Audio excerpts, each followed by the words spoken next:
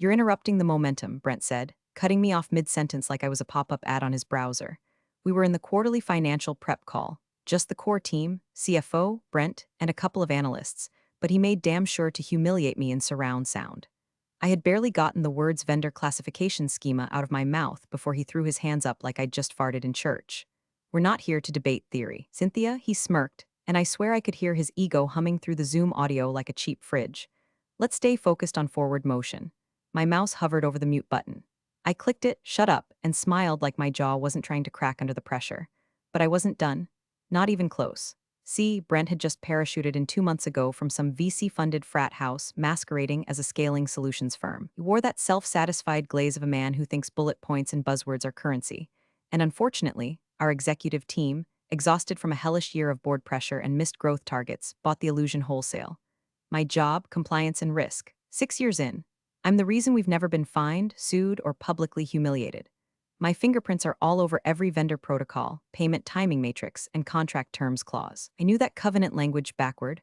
Our primary lender had strict rules about what counted as operational versus capital expenditures, and Brent's bright idea to recategorize certain vendor payments without reconciliation wasn't just optimizing. It was lighting a match next to a gas leak. But no one in that room wanted to hear it, especially not from me. After the call, the team's Slack thread buzzed like a wasp nest. Brent posted a meme of the Grim Reaper with the caption Doomsday Debbie strikes again, followed by, seriously though, anyone got a spare tinfoil hat for our compliance queen? 2 analysts reacted with crying laughing emojis. One even tagged me, she's just passionate. With a winky face, I didn't respond. I screenshotted it. Added it to a folder I'd started 3 weeks ago called Professional Detachment. That folder lived on a flash drive I kept in my purse, next to a roll of Tums and a folded copy of my notarized job scope. Because I'd learned something in 6 years of keeping this house of cards from collapsing. Paper never blinks. 2 days later, I noticed my access to the shared ledger had shifted. No more edit permissions on Q3's prep files. Curious. I checked the change log. My name had been removed at 6:42 p.m. the night after the prep call. Who did it? Brent. He hadn't said a word to me. Not a meeting, not a heads up, nothing. Just a silent digital shiv between the ribs.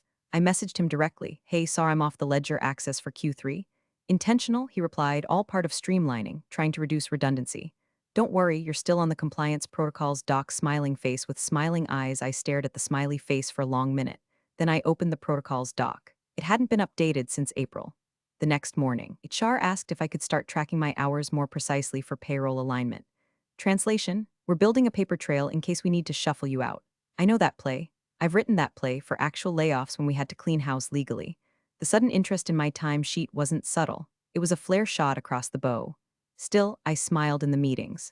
Said good point when Brent warbled nonsense about synergistic resource realignment. Took notes I didn't need to. And at lunch, I drove to the UPS store across from the gas station and got a memo notarized. The memo spelled out exactly what I saw. Brent's team had reused the Q2 vendor classification template without adjusting for the modified payment splits in July and August. Those splits had shifted expenses from operational to capital without reconciling timing. That mattered, because buried in Section 5.2 of our primary lending agreement was a clause. If capital outflows exceeded a certain threshold during any one quarter without matching depreciation, it would trigger a covenant breach. And that breach, it gave our lender the right to freeze drawdowns and demand early repayment. We didn't have $5 million sitting around to make that right. I attached screenshots, file timestamps, ledger line items, and a copy of the lender clause. Then I sealed it in an envelope marked to be opened if audit discrepancies arise. I didn't say a word to anyone because I already had. I'd said plenty. I'd said it in calls, in emails, in risk memos Brent never replied to, in a one-on-one where he told me to focus less on hypotheticals and more on being a team player. But now I wasn't interested in being heard. I was interested in being undeniable. Let the footnotes speak. Let the paper speak. Let his signature do the screaming later. I stapled a copy of his Slack meme to the back of the printout before I sealed the envelope. I figured the inspector would appreciate the context. The next Monday, the financial closeout meeting happened without me. I didn't realize it until a junior analyst, Marcy, bless her awkward conscience, slid into my DMs asking if I still wanted access to the updated projections. That's how I found out the final prep loop had moved to a smaller efficiency pod, handpicked by Brent. I wasn't on it. No invite, no thread, no mention. I clicked into the shared drive. Sure enough, a brand new folder had sprouted. Q3 Audit Finals Brent V3, Permissions, View Only. I sat there for a second, fingers hovering over the keyboard. My cursor blinked like it was mocking me. I opened the file out of pure masochism and found it clean. Too clean, No ledger comments, no variance notes, and none of the color-coded payment tags we used to keep from misclassifying vendor tiers. The compliance check tab had a single green cell that just said, completed white heavy check mark. Completed by who? Because I sure as hell hadn't reviewed it. Brent's version of streamlining was amputating anything that looked like accountability and calling it progress. I knew what it looked like when a leader consolidated power. Subtle at first, then surgical, revoke access, rewrite process, redefine roles, all in the name of efficiency, but really it was about silence. The CFO, Joe, usually a decent guy, had started parroting Brent's buzzwords: modernization, velocity, lean. Meanwhile, the actual due diligence got thinner than gas station toilet paper, and I was the one left holding the unpaid invoice when it all clogged. Then came the cherry on top. HR pinged me out of the blue. "Hi, Cynthia. Just wanted to follow up on our payroll documentation alignment initiative. Going forward, could you please begin logging your hours in 15-minute increments?" 15-minute increments, like I was a temp. I reread the email 3 times. Same cheery tone. Same feigned ignorance. I knew this move. You start building a record. Performance review alignment. Budget optimization. Next thing you know, you're escorted out with a cardboard box full of half-dead succulents and a goodbye card signed with passive-aggressive sympathy.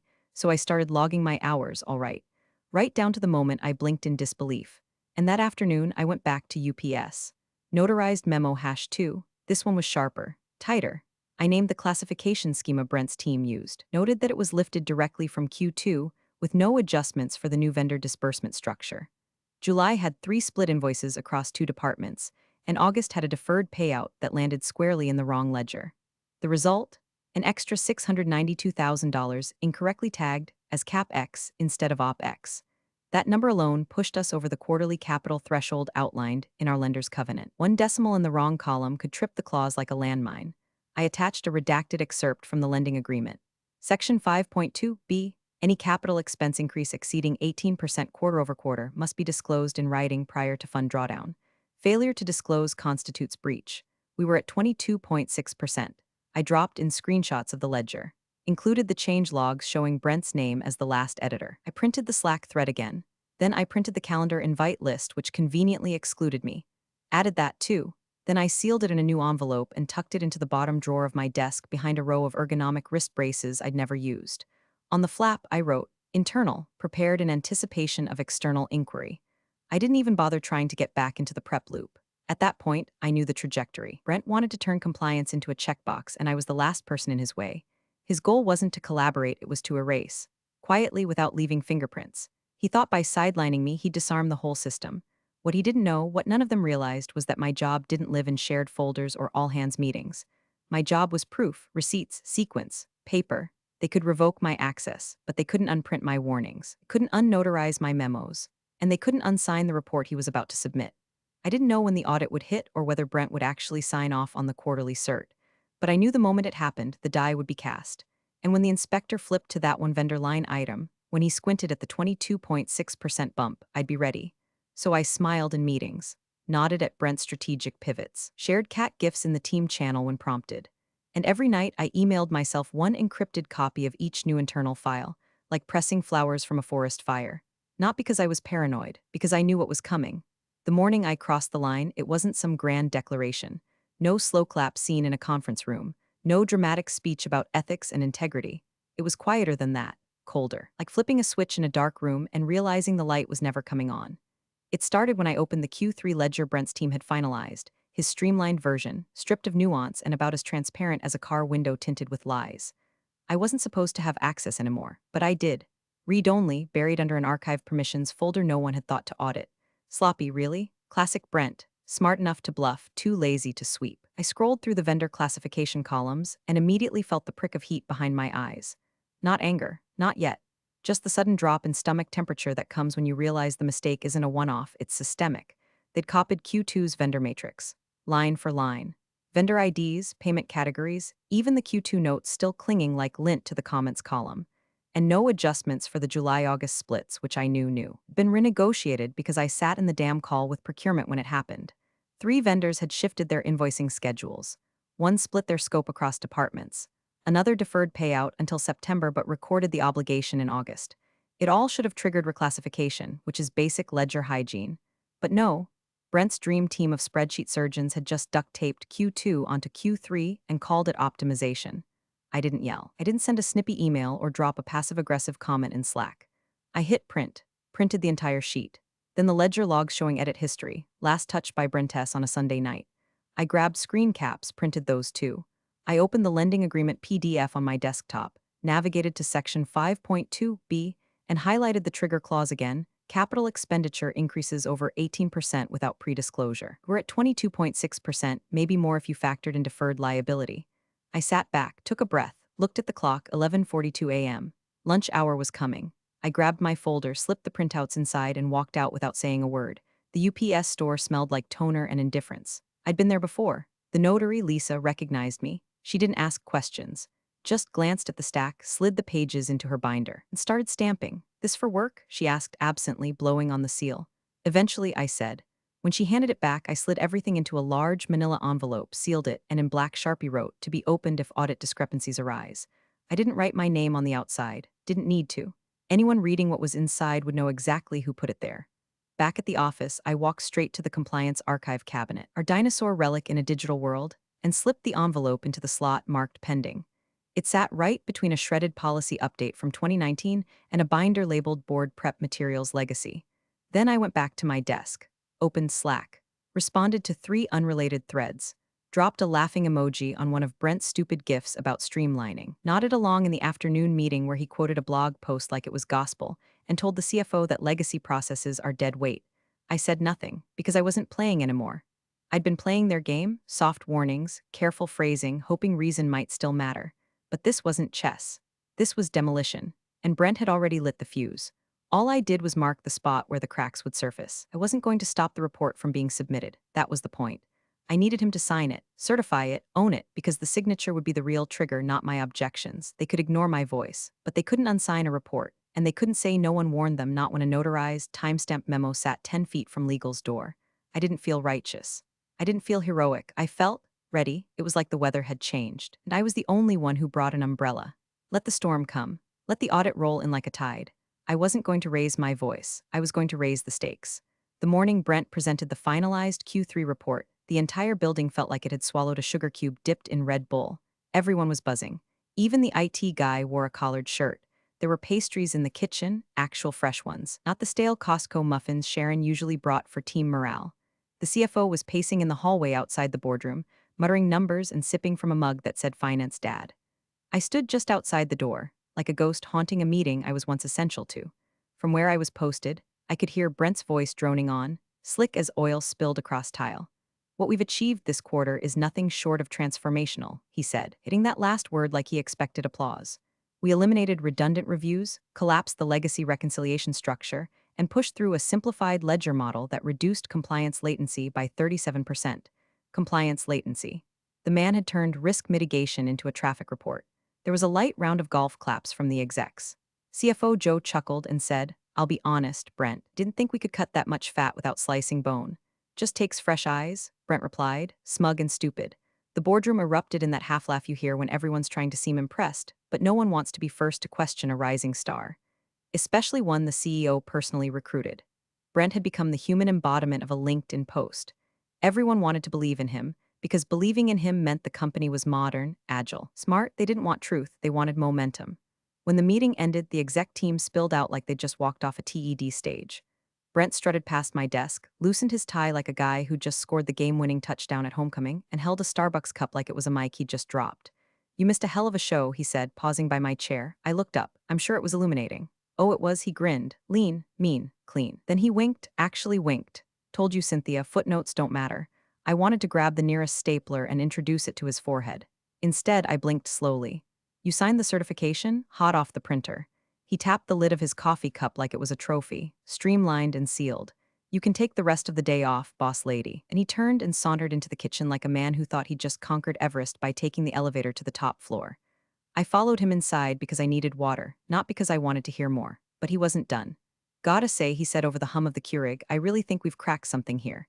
These old-school compliance cycles, they're fear-based. We need boldness now. Vision. The market doesn't reward caution, it rewards velocity." I was gripping the paper cup tighter than I meant to. "And if velocity leads us off a cliff?" He laughed a little too loud. "Then we fly, baby." I stared at him, trying to decide if he actually believed the garbage tumbling out of his mouth or if he just liked the sound of it. He leaned against the counter, sipped his coffee, and gave me a look like he was letting me in on a joke I was too square to get. Relax, Cynthia. The numbers passed. The CFO's thrilled. Nobody's coming for us. I took one step back. You're right. He raised an eyebrow. I am, I nodded. You're absolutely right. And then I turned and walked out mid-sentence before he could say another word, before the heat in my chest boiled over into something visible, before the rage bloomed red across my face and betrayed the calm I'd curated like a weapon. I walked to the far stairwell, gripped the railing, and breathed. In, out, he had signed. That was all I needed. His signature was on that certification page now, tethered to every misclassified line item like an anchor around his ankle. That seal of approval, that arrogant flourish of ink had tied him to the train tracks, and the audit train was coming. He thought he'd just streamlined the company into a new era. What he didn't realize was that he'd walked directly into a bear trap wrapped in gift wrap, and I was the one who set it, not with a confrontation, not with a threat, with paper, with silence, with sequence. I didn't need to yell, I just needed to wait. The first thing I noticed about the auditor was the shoes, scuffed black Oxfords, salt-stained near the laces, that and the tiredness in his posture, like someone who slept in too many airport hotels and eaten too many boxed muffins. His suit didn't quite fit, too long in the arms, slightly frayed at the cuffs, but his eyes, sharp, surgical, the kind of stare that sees through polished decks and skips straight to footnote #37 on page 17. Stephen glance, he said, barely glancing up from his clipboard as he entered the room. His voice was dry, almost bored. I'll be leading your Q3 review today. I'll need full ledger access, vendor classifications, and the certified report. Brent, of course, leapt up like a golden retriever in a startup hoodie. Absolutely, Stephen. You're going to love what we've done. We took a hard look at our operational structure and cut through the compliance bloat, streamlined the reconciliation process, centralized payment categorizations, and Stephen didn't look impressed or interested. Let's start with the ledger, he said flatly, flipping to a page on his checklist. Brent chuckled nervously. Right, my team's got the files ready. We've got a clean roll-up for vendor flow. Honestly, I think the numbers speak for themselves. He tapped the top folder on the table like it was a Nobel Prize. I slid into the back corner of the room, quiet, unreadable, invisible by design. The table was packed. Brent, two analysts, our controller, someone from legal pretending to check their phone, and me. Technically, I was there in an advisory capacity, which is corporate for. We didn't want her here, but we can't justify excluding her on paper. No one spoke to me. No one made eye contact. Brent had made it clear I was old guard, unnecessary, the kind of relic you store in a SharePoint folder and forget to grant access to. I opened my notebook, uncapped a pen, and waited. Stephen pulled out his laptop and opened the shared audit folder. Let's go through the vendor summary first. August and September. Brent leaned in. Sure, happy to walk you through the logic we used, basically. We consolidated the capital and operational classifications based on historical trend lines, and Stephen raised a finger. Just the ledger for now. Brent deflated a little, of course. While they fumbled through file names, I reached into my bag, pulled out the envelope, and slid it quietly across the table toward Stephen. Thick, sealed, labeled in black Sharpie, to be opened if audit discrepancies arise. Stephen paused, glancing at it like someone who's just been handed an unlabeled vial. He didn't open it, not yet. He placed it beside his laptop, like a loaded gun he didn't need to fire yet. The room settled into an uncomfortable rhythm. Pages rustled, mice clicked. Brent talked too much. The analyst stayed too quiet. Legal blinked too slowly. Stephen scrolled through the vendor ledger, index finger tapping lightly on the trackpad with each new line. His expression didn't change, didn't flicker, but his tapping slowed as he moved deeper into the August payment section. Line 342, he said. Brent craned his neck. Yep, that's a Fortress Tech, contracted CapEx services. Stephen didn't reply. He scrolled again, then tapped line 388. And this one? Brent squinted. Same vendor, separate department, but also CapEx. Stephen reached into his briefcase, pulled out a hard copy of our lender agreement. My pulse clicked up half a notch. He opened to a bookmarked page and ran a finger down the column. Section 5.2b. Capital expenditures exceeding 18% quarter-over-quarter must be disclosed prior to fund utilization. He looked up. Was disclosure filed? Brent smiled, trying to regain footing. Well, that would be more of a legal or CFO-level item, but our categorization logic was vetted internally, and Stephen didn't blink. Was disclosure filed? Silence. CFO Joe cleared his throat but didn't speak. The controller stared at the table like it owed her money. Brent chuckled again, but this one didn't land. I mean, these are technicalities. The vendor summary supports our capital narrative. It's tight. Stephen finally broke eye contact. He reached for the envelope. The room shifted. Even legal sat up straighter. He opened the flap like it might hiss, pulled out the notarized pages, leafed through them in silence. One page, then two, then three. The rhythm of his breathing changed, not dramatically, just enough. He reached the Slack printout, stopped, read. His jaw moved slightly, grinding something invisible. Then he turned to Brent, not angry, not emotional, just cold. Who prepared this memo? He asked, voice like ice over a still pond. Brent gave a nervous laugh. What memo? I raised my hand. Stephen nodded, and for the first time all morning, every eye turned toward me. Suddenly, I wasn't invisible anymore. Stephen's glance had the kind of stillness that unsettles people who mistake motion for authority. He didn't rush, didn't banter, didn't perform. He simply examined the report the way a surgeon examines a scan before an operation. No expression, no wasted energy. His eyes traced line items like they were blood vessels ready to burst. The pen in his right hand moved in tight, efficient strokes, until it didn't. He had reached page 6 of the ledger when his motion slowed. One beat, then another. The room was dead quiet, except for the hum of the overhead lights and Brent's foot tapping under the table like a metronome of mounting anxiety. Everyone could feel it, like a dog sensing a storm you can't see yet.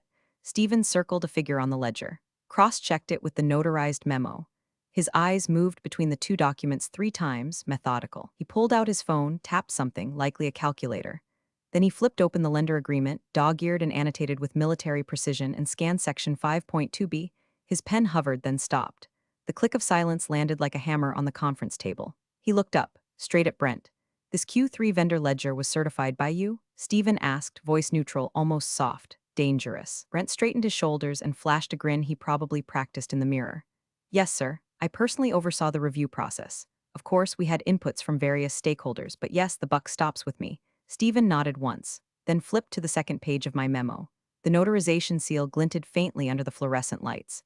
And this document, Stephen said, holding it up, was submitted by whom? Brent gave a laugh that didn't match the moment. Too high-pitched, too performative. I mean, I'm not sure what that even is. Looks like someone's private notes, probably taken out of context. I prepared it, I said calmly. Heads turned like marionettes cut from their strings. Brent blinked at me, visibly thrown. Wait, what? I met Stephen's eyes, then glanced at the memo.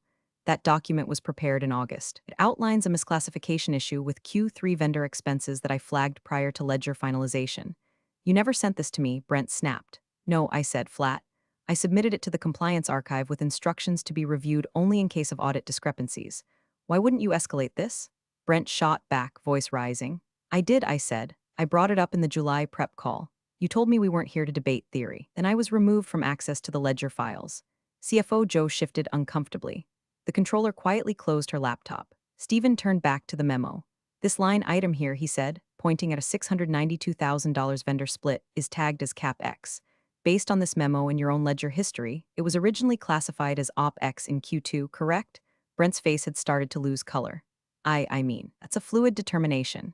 It depends on how we scope the services. Contextually, it's not fluid if it pushes your capital expenditure over the 18% threshold, Stephen interrupted calmly. Legal finally spoke. We might need to confer with our counsel before making. You should, Stephen replied, snapping the folder closed. Because according to this notarized warning, your internal compliance unit was aware of the breach risk 10 days before certification, and yet the final report was signed and submitted without disclosure to your lender. Wait, this is a misunderstanding, Brent said, now visibly sweating. These were legacy entries. The classification model was reused from Q2 without adjusting for updated vendor payment terms, I said quietly. Stephen looked back at Brent, but not with anger, with pity. Did you actually review the covenant terms before you certified this? He asked. Brent opened his mouth, closed it, silence. Even the hum of the lights felt accusatory now. Stephen placed the memo beside the report, capped his pen, and leaned back in his chair. We'll need to pause the review until legal provides clarity. I'll also be notifying your lender of a potential covenant breach as required by audit protocol. Brent looked at the CFO, who was now staring at a speck on the table like it held salvation. I remained expressionless. Hands folded, spine straight, eyes neutral, not gloating, not smug, just ready, because this wasn't the climax. This was the crack in the ice. The real collapse hadn't even started yet. Stephen's voice, once neutral and dry, took on a new weight, an edge of deliberate gravity that made everyone in the room subconsciously straighten their spines. He tapped the final page of the notarized memo with the tip of his capped pen and slowly slid it over the certified ledger like he was layering one crime scene over another. Sir, he said, his gaze fixed on Brent. You certified this? You could have heard a paperclip drop. Brent blinked, mouth slightly open, caught somewhere between indignation and disbelief. It was the first time I'd seen him speechless for more than 3 seconds. Well, I mean our team, he said, dragging the words out like chewing gum stuck to his teeth. Our team did, you know. Due diligence, we cross-referenced the numbers. Everything was in alignment. Stephen didn't blink. With which quarter? Brent hesitated. I assume Q2? A single eyebrow lifted on Stephen's face. So you reused the Q2 categorization model. Not reused, Brent said quickly. We built on it, iterated. It's industry standard to carry forward-based classifications if the vendor scopes haven't materially changed. Stephen tapped the cap of his pen against the table once. Did the vendor scopes change? Brent glanced around the room like someone searching for a fire escape that wasn't there. Well, procurement would have more insight on that, and Stephen cut him off with calm precision. Because this misclassification qualifies as a liquidity threshold breach under Section 5.2. Brent swallowed. The air in the room thinned. The CFO finally moved, leaning forward just enough to let out a breathy, half-whispered, "Oh God." It wasn't blasphemy. It was resignation. The words hung in the air like fog over a lake at dawn. Everyone was quiet, staring at the same invisible cliff edge that Brent was now teetering on. Legal was frantically typing into their laptop. The controller's knuckles were white against the edge of her chair. One of the analysts shifted in their seat like a kid about to get blamed for a broken window. Stephen flipped back to the ledger. Your capital outflows for Q3 rose by 22.6% quarter over quarter, correct? Brent tried to recover. Well, if you factor in deferred depreciation and pending invoices, I'm not factoring hypotheticals, Stephen interrupted. I'm looking at the certified ledger and the executed drawdown request your company filed 4 days ago. That request was based on these numbers. Silence. I watched Brent's confidence unravel thread by thread. His tie looked tighter now. His smile was gone. There was no wink this time. Just the quiet panic of a man realizing the iceberg wasn't a metaphor, it was paperwork. It had a timestamp and a notary seal. Stephen turned back to me just briefly. You documented this 10 days before certification? Yes. Were you instructed not to escalate? I was removed from the reporting workflow. My access was revoked before I could submit formal edits. Brent snapped because you were overstepping. Stephen raised a hand. Don't just that one word, but it landed like a slap. Stephen turned to the CFO. When did legal last disclose covenant risk to the lender? Joe's mouth opened, but nothing came out. Then we haven't, not since Q2. Stephen nodded once. You'll want to change that, today. Brent was visibly sweating now. His confidence had been drained so completely he looked smaller. He glanced down at the report with the kind of dazed horror usually reserved for blood tests or subpoenas. Stephen stood. I'll be calling your lender's compliance desk within the hour. Per protocol, they must be notified of any certification errors with potential impact to drawdown eligibility. Wait, can't we just amend the report? Brent blurted out. We can restate it. Cynthia can walk you through the. I will not be walked through anything, Stephen said, voice flat as stone. This is not about optics. It's about exposure. He tucked the memo back into his briefcase like a final piece of evidence. We'll resume review once your internal counsel completes an incident report and communicates remediation steps. Then, without a word to anyone else, he walked out. The door clicked shut like a judge's gavel, and the room erupted into the soft chaos of people pretending to whisper but not succeeding. Brent spun to the CFO. We can spin this. We say it was a clerical error. We revise and resubmit. Cynthia never brought this to you, certified it, Joe snapped, voice low but deadly. You signed the damn thing. You stamped it with your ego. Legal spoke without looking up. We need to freeze drawdown activities immediately or risk breach escalation. And I just sat there, quiet, still hands folded in my lap like a secretary at a funeral. Because what none of them understood yet, but they would, is that this wasn't just a mistake. It was evidence. And Brent had signed it in ink. Legal didn't ask. They didn't even use the polite tones people normally wrap around a request when trying to soften a blow. No one said, Brent, could you give us a moment? Or would you mind stepping out for a bit? There were no platitudes, no sugar. Just Allison from legal, usually mild, usually buried behind 3 monitors, looking up from her laptop with unblinking eyes and saying flatly, Brent, we need you to leave the room. You could almost hear the sound of gravity pulling his ego out of orbit. He opened his mouth like he might argue, like he had something left to say, but no one met his gaze. Even the analysts were frozen, eyes locked onto the table like they were trying to become furniture. Brent stood slowly, hands twitching slightly at his sides. He looked at the CFO, at legal, at me, nothing. Then he left. No one spoke until the door latched shut behind him. Then Allison turned to me, Cynthia, could you please walk us through the memo you submitted? There was no venom in her voice, no false warmth either, just exhaustion. Legal always knows when the storm has already landed. I opened my folder and pulled out a second printed copy of the memo, unmarked, clean, complete with exhibits. The issue starts with vendor payment classifications in July, I began. 3 vendors, Fortress Tech, Galley Systems, and 1 parse shifted deliverables across departmental scopes. I laid out the timeline, the procurement call where scope changed, the email thread confirming new payment terms, the revised vendor agreements, all timestamped and printed. Then I flipped to the ledger entry logs, highlighted the reused Q2 categorization file, showed the match line by line, same formulas, same column comments, no adjustments for timing or function. In Q2, these payments were categorized as operational expenses, I said, pointing to a green highlighted section. In Q3, they were shifted to capital expenditures without updated justification or reconciliation. I paused, then pointed to the covenant clause in the lender agreement, printed and tabbed. Section 5.2b requires pre-disclosure if capital expenditures increase more than 18% quarter over quarter. Based on the submitted ledger, Q3 capex rose 22.6% undisclosed. The CFO flipped to that page and read it twice. His lips moved silently, counting the percentage. When he looked up, he wasn't angry. He looked haunted. This, he said, voice hollow, this triggers the clawback clause. I nodded once. Correct. Page 4, paragraph 3. It grants the lender the right to rescind current drawdowns and demand repayment of funds deployed under misrepresented certification. His hands moved faster now, flipping through the compliance protocol binder that no one had opened in months. The one I'd written. The one Brent had called paranoid scaffolding in a team meeting. He found the clause, read it, let out a long breath through his nose. That's $5 million. He muttered, minimum. Could be more if they factor in the standby facility. Legal looked grim. We need to notify the lender's compliance counsel before they hear it from the audit team. If clawback proceeds, we'll also need to reclassify this quarter's cash position as unstable on the next investor call. The controller winced. That'll ripple through revenue recognition. It will, I said, still calm. Especially if they accelerate repayment terms. The silence that followed wasn't the shocked kind. It was the resigned kind, like standing on the roof of a burning building and realizing no ladder's coming. They weren't panicking, not yet, but the gears of corporate consequence had begun to grind, and everyone could hear the distant hum. I watched them move, flipping binders, rechecking dashboards, opening incident report templates. The room had changed. The power had shifted. And not because I'd yelled, not because I'd made a scene, but because I was right, because I had receipts, because I'd spent 6 years building a system Brent had dismantled in 2 months for the sake of velocity. And now he'd run that velocity straight into a regulatory buzzsaw. I stood and began collecting the documents page by page. Allison looked up. Cynthia, we'll need you to lead the internal remediation for this. I paused, of course. The CFO ran a hand through his hair. And the CEO hears about this. He didn't finish the sentence. He didn't need to, because at that moment they all knew something Brent hadn't understood until it was too late. Control isn't in the title. Control is in the paper trail, and mine was bulletproof. The boardroom felt colder than usual, not physically, just in spirit. The long polished table, normally cluttered with laptops and LaCroix cans, had been cleared except for a neat stack of printed reports, few notepads, and one sealed envelope still sitting like a loaded gun at the center.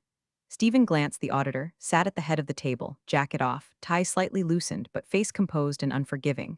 Across from him sat the CEO, stone-faced, flanked by Legal and the CFO, both of whom looked like they hadn't slept in days. I stood near the far end of the table, silent, still, arms crossed lightly at my waist.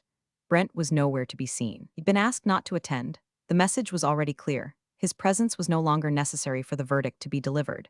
Stephen didn't raise his voice. He didn't need to. By certifying this report, he said, enunciating each word like it weighed something, your director created exposure to a $5 million covenant breach. The memo dated 10 days prior. He tapped it lightly, proves internal awareness of the risk before certification. He paused and turned to Legal. Your team has confirmed this, yes? Allison nodded once, solemn. The memo is notarized. It aligns with internal correspondence and ledger timestamps. We cannot claim we were unaware. Liability rests on the act of certification under known risk. The CEO's hands clenched on the table, knuckles bone white. He turned his gaze to me, not hostile, but searching. You didn't bring this directly to me, he said. Why?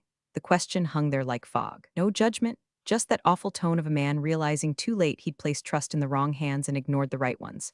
I met his eyes, calm and even. I did escalate, I said. That's what the envelope was. No one moved. The CEO exhaled sharply, one long breath that sounded like years of denial crashing into a single undeniable moment. He looked down at the report, then at the memo, then closed his eyes for half a second before nodding once. It'll be all for now, Cynthia. I gave a slight nod and stepped back as Stephen collected his papers. Legal began murmuring next steps, crisis control, lender notification timelines, possible clawback scenarios. The room dissolved into quiet urgency like paramedics calmly cataloging a fatal wound. No raised voices, no outrage, just the reckoning. The next morning, I arrived at the office early, earlier than usual. The break room was quiet, halls still dim from the night cycle. On my desk sat a plain white envelope unsealed. Inside was a short note from HR confirming Brent's termination, effective immediately. No fanfare, no farewell, just removal. Underneath that note, another letter, this one signed by the CEO, an offer, Director of Compliance. No meetings, no interviews, just a recognition. They finally understood where the actual control had always lived. I didn't celebrate, didn't pop champagne or call anyone. I just picked up the original memo, the one with the red tab and the stamp seal, and walked to the compliance archive cabinet. Drawer 3, section Quarterly Risk Events.